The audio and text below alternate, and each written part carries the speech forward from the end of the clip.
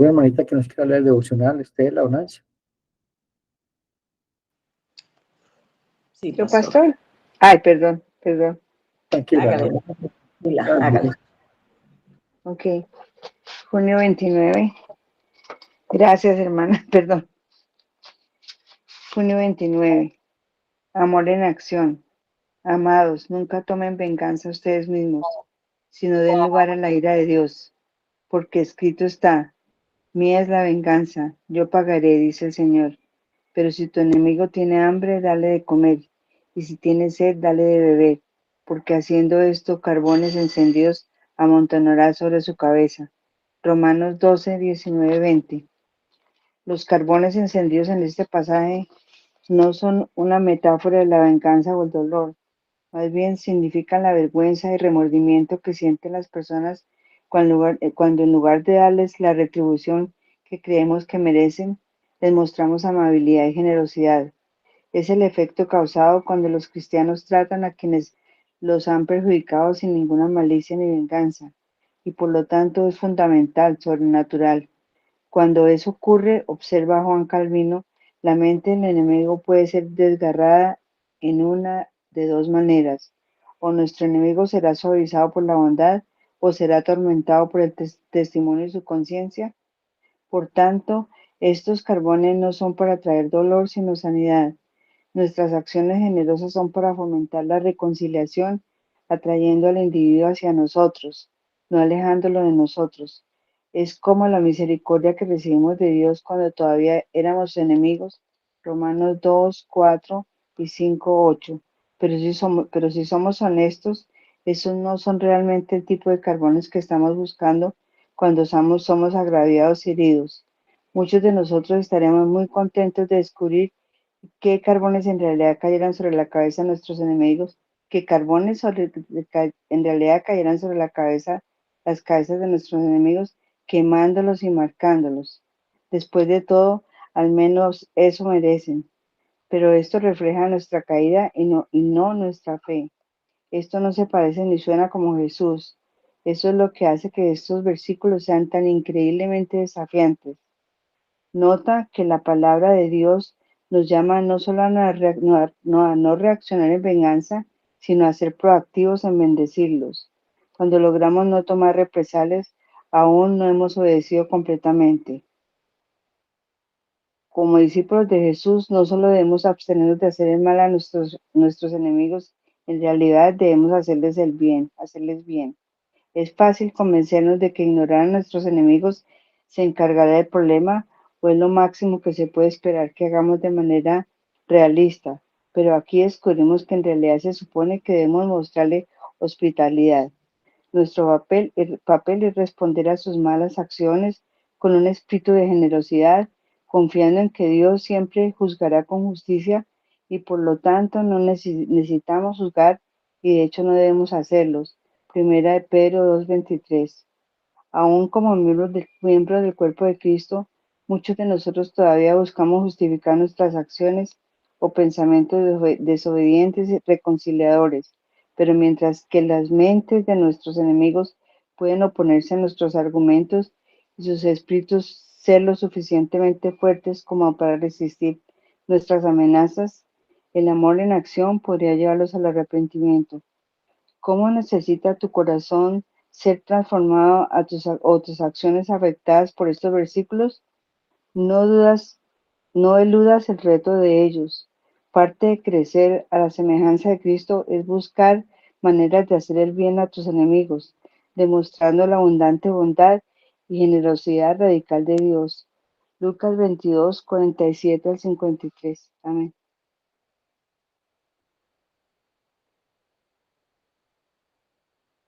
Amén, hermanita Nancy, muchas gracias. Bueno, buenos días, los que acaban de conectar. El devocional de hoy, como todos los días, nos lleva a examinarnos si realmente esas marcas de un cristiano nacido de nuevo están allí. Amor en acción. De las características más grandes que tiene un cristiano nacido de nuevo es que el amor de Dios ha sido derramado en nuestros corazones, es lo que dice la Escritura. Es el primer fruto que aparece en la vida de un creyente. amor, un amor incondicional, un amor dador. Como dice la escritura en 1 Corintios capítulo 11, que el amor de Dios es sufrido, es benigno, es jactancioso, no se envanece, no busca lo suyo, no contabiliza el mal, todo lo perdona, todo lo sufre, todo lo espera. Esas tres partes donde dice todo lo perdona, todo lo sufre, todo lo espera. Qué difícil es para nosotros, qué difícil es perdonar, qué difícil es tener un amor dador, no que no busca lo suyo, porque el amor de nosotros es un amor que necesita y siempre está pidiendo. Es un amor que demanda, es un amor demandante. Y cuando vemos un matrimonio, cuando el amor es demandante, se sufre mucho y se sufre también el prójimo. ¿Por qué? Porque siempre estamos demandando y damos por si nos dan. Ese es el amor que tenemos. Yo doy si me dan. Y no es lo que dice la escritura. Dice el Señor, si ustedes aman a aquellos que os aman, ¿qué hacéis de más? Porque es fácil amar a quien nos ama. Es fácil servirle a quien nos sirve. Pero qué difícil es amar a quien no te ama. Amar a quien te ha hecho daño. Cuando vemos la iglesia primitiva, en la época que estaban haciendo la iglesia, vemos una iglesia que sufría, una iglesia que moría de maneras muy fuertes, sacrificados vivos, quemados vivos, y aún así oraban por sus enemigos. Aún así estaban amando a aquel que le estaba quitando la vida. Cuenta la historia, obviamente que no está en la escritura, pero es la historia que dicen que cuando el apóstol Pablo, que fue sacrificado, decapitado, el soldado que le iba a quitar la vida lloraba, le decía que por favor lo perdonara, pero que tenía que hacer. Y Pablo le dijo, no te preocupes, ya te he perdonado, el Señor te bendiga. Porque como dice la escritura, casi todo el pretorio se convirtió al cristianismo. Pablo tenía un soldado cada 3 horas al lado de él. Imagínense 3 horas al lado de Pablo. La gran mayoría de soldados del pretorio se convirtieron a Cristo. Cuando vemos el amor en acción impacta. Cuando tú perdonas a tu enemigo. Cuando transfieres la ofensa a Dios, como les decía ayer, es cuando es que yo no soy Dios. Y tomamos el pecado que contra nosotros de una manera personal. Obviamente que es personal, es contra nosotros, pero no, nosotros no somos jueces. Por eso que estaba en contra de uno de los textos que dice el devocional, que es en 1 Juan 2:23, ¿cierto? 1 Juan 2:23 dice el Señor. Es lo que pasaba aquí. 2:23. El 2:23, me lo pongo acá, que esta Biblia no me habla.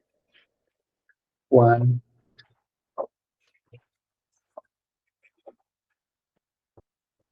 Sí, primera de Pedro 2:23 dice, 2:23.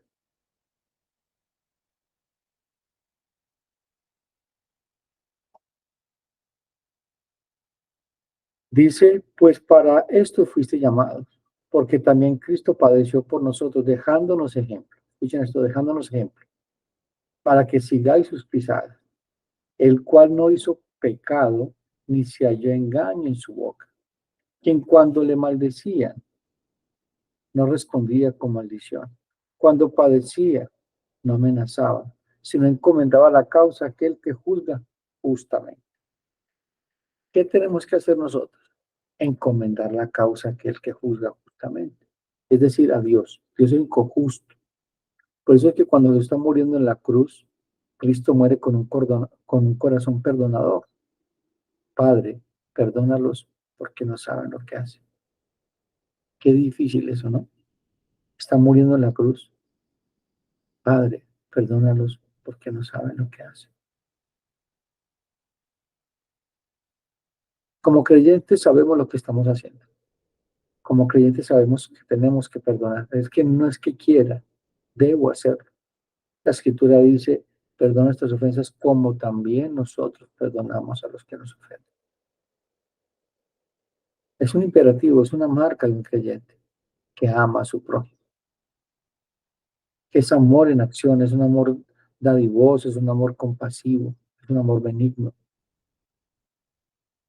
Pero no es nada fácil, amados hermanos.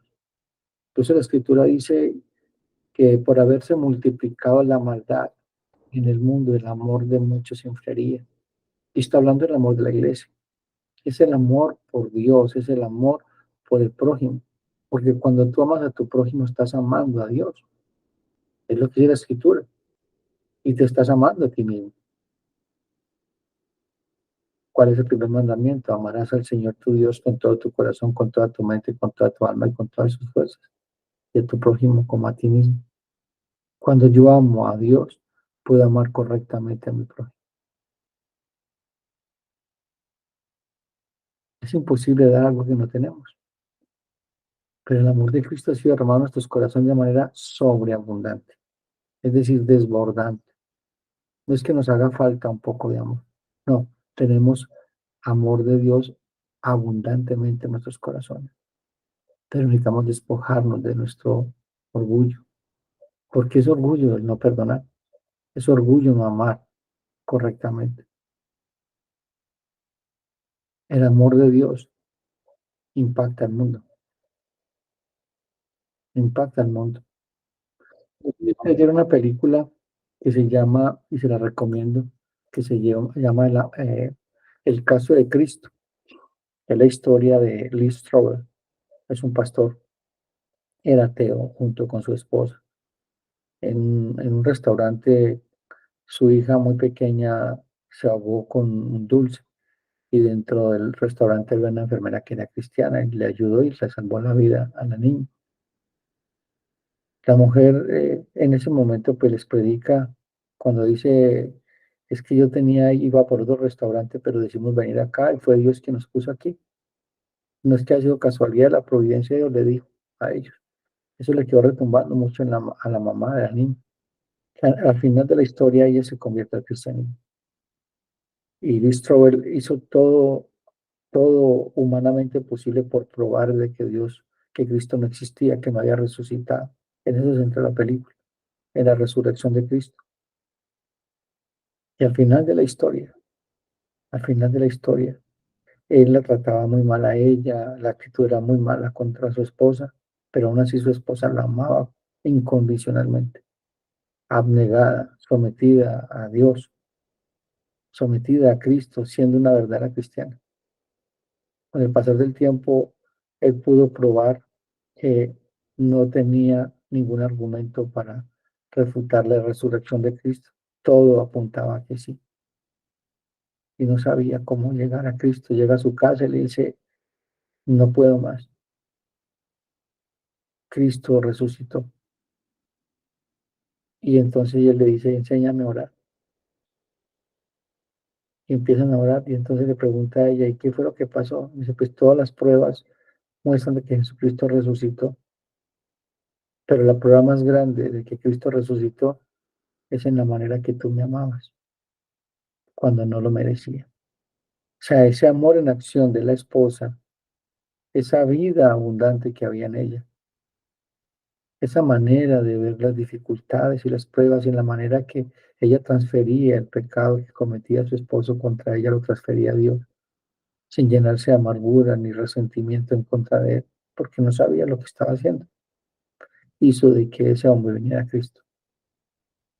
Cuando el amor de Cristo está en acto en nuestros corazones, aplicando a nuestro prójimo, si no es creyente, si la bondad, la misericordia del Señor, a través de ese amor en acción, puede venir a Cristo. Porque es una herramienta. Están viendo el amor de Dios en ti. Y el amor de Dios todo lo perdona. Cuando nos miramos a nosotros que somos pecadores, ¿será que merecemos nosotros juzgar a otro? Porque cuando tú odias, cuando tú tienes un resentimiento contra alguien, estás diciendo, tú no eres digno de vivir. Porque la Biblia dice que todo aquel que tiene un sentimiento de odio, incluso dice todo aquel que dice que su hermano o un prójimo le dice es necio o fatuo, es culpable de juicio. El resentimiento, el odio se convierte en un homicidio, dice la Escritura. Entonces, es difícil este devocional de hoy porque desafortunadamente dentro de la iglesia vivimos con corazones no perdonadores, llenos de resentimiento, de amargura en contra del prójimo, incluso muchas veces contra Dios. Y decimos que amamos a Dios y creemos en Dios, pero realmente el amor en acción, mostrar a Cristo que realmente ha resucitado. Miramos la vida de los discípulos. Dos de ellos eran Jacobo y Juan, primos hermanos de Jesús. Los llamaban los hijos del trueno. Compraban una pelea. Tanto es que cuando fueron a predicar de dos en dos que Jesucristo los envió, llegaron a un pueblo y no los quisieron recibir. Llegaron donde Jesús, el Señor, no los quisieron recibir. ¿Quieres que oremos para que descienda fuego del cielo y los consuma? Y Jesús les dijo, ¿ustedes de qué espíritu son? Dice la Biblia, no lo digo yo, que Satanás es homicida desde el principio. Entonces vivimos en una iglesia, un cristianismo solamente desde religión, porque realmente el amor en acción es Cristo actuando a través de nosotros y en nosotros. Cuando usted lee las cartas de Pablo, ve a ese hombre cómo sufre por la iglesia. La iglesia de Corinto tuvo muchos problemas con Pablo. Y aún así, Pablo, inspirado por el Espíritu Santo, le escribe en 1 Corintios capítulo 11 la preeminencia del amor. ¿Por qué? Porque era una iglesia que no amaba. Era una iglesia donde habían divisiones, ira, pleito, contiendas. Y eso pasa en un lugar cuando no está el verdadero amor de Dios en aquel que dice ser creyente. El amor es dador, no demandante. El amor demandante eh, genera amargura porque no te aman como quieres que seas amada. Y nunca lo van a poder hacer porque es un amor egoísta. Pero cuando el amor es dador, no espera nada a cambio, siempre será un deleite amar, independientemente de quién sea el prójimo. Pero así tiene que ser, debe ser. Esa nueva naturaleza, nosotros, ese nuevo hombre, esa nueva mujer, ama con el amor de Cristo. Despojémonos de ese viejo hombre y tomemos la iniciativa. Es una decisión, perdonar es una decisión, amar al prójimo es una decisión. Y cuando estamos amando de la manera correcta, el nombre de Dios es exaltado y glorificado, es conocido. Somos antorchas, como dice el texto devocional. Tenemos antorchas que alumbran en medio de la oscuridad de un mundo caído, de un mundo lleno de odio, resentimiento, egoísmo, donde no se ve amor. Y la iglesia debe mostrar el amor, porque quien dice Pablo, mira lo que dice Juan, que decía ahora que era un hombre que compraba una pelea, lo llamaban el discípulo del amor, porque escribió, Dios es amor, y quien no ha amado no ha conocido a Dios, porque Dios es amor.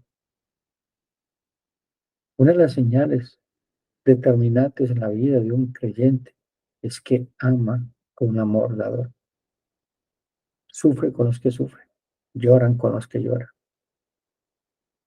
consuelan, animan. Debe ser así, debe ser así. Mis amados hermanos y hermanas, devocional es corto porque pues contaba, tenemos el tiempo de oración ahorita a las 6 de la mañana. Que el Señor nos ayude y nos asista en esa dura decisión de tener un amor dador, un amor perdonador, un amor sufrido, un amor benigno, un amor que no es ansioso, un amor que no se envanece, que no busca lo suyo, que no contabiliza el mal, que todo lo perdona, que todo lo sufre, que todo lo espera. Vamos ahora.